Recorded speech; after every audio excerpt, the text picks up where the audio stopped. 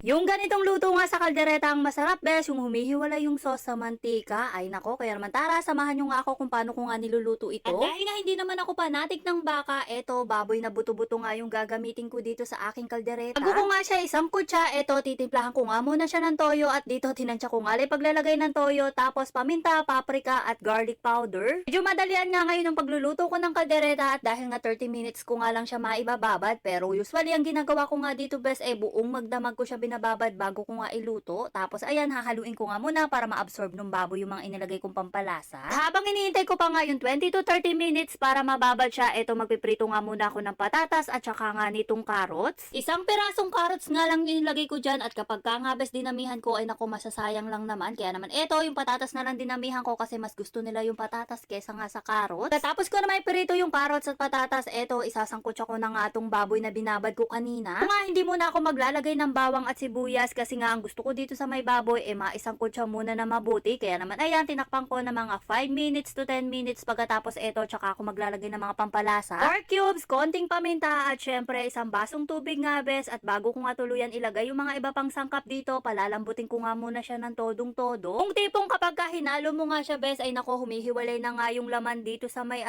buto. Palipas nga 45 minutes, eto inilagay ko na nga yung tomato paste at konti nga lang yung ilalagay ko dito, bes, kasi nga ayaw namin na masyadong maasim dito. Lagay ko na nga rin sibuyas, rino, tapos ayan, hinalo-halo ko nga muna. Lalagay nga rin ako dito ng steak sauce, pero syempre optional lang naman to, bes. Kung meron kayo, maglagay kayo. Kung wala, okay lang kahit hindi kayo maglagay. Reason naman kasi, bes, kung bakit nga ako naglagay ng steak sauce dito, paano yung sauce namin na yun ay nako, hindi nga nagagamit. Kaya naman ayan, ilalagay ko na nga lang dito. Syempre, tansya-tansya nga lang din yung inilagay ko dito. Tapos eto, maliit na tomato sauce, nilagyan ko nga ng konting tubig at ayan, hininaan ko na nga yung apoy. Bali dito, pakukuluan ko na nga lang siya hanggang sa magmantika na nga. Pero bago ko nga siya tuluyang patuyaan, ayan, inilagay ko na nga tong bell pepper, tapos yung carrot at saka nga patatas na pinrito ko kasi nga mas gusto namin dito, bes, ay yung gulay, yung durog na durog at humahalo nga sa may sauce. At syempre, itong peanut butter ay nako, hindi nga mawawala sa amin to, bes, kapag ka nga nagkakaldereta kami kasi nga eto ang isa magpapasarap dito. Yung peanut butter nga na inilagay ko dyan, yan nga yung ginawa ko nung nakaraan, bes. Diyos ko, napakarami pala nung 1 kilo. Hindi na nga ako nag-adjust dito at yung lasa nga niya, bes, okay na nga para sa amin. Bali, ang ginawa ko na nga lang dito, eto, pinatuyuan ko nga siya ng mga 45 minutes hanggang sa maghiwalay nga yung sauce dun sa may mantika. Nung naghihiwalay na nga yung sauce sa mantika, syempre, naglagay na nga rin ako dito ng idin at yung pinakamaliit nga lang yung inilagay ko. Tapos, minelt ko lang siya hanggang sa ganito na nga yung maging itsura. O, diba, panalong panalo, bes. Diyos ko, kung ganito nga lang yung ulam namin araw-araw, ay nako, panigurado, kulang nga yung 1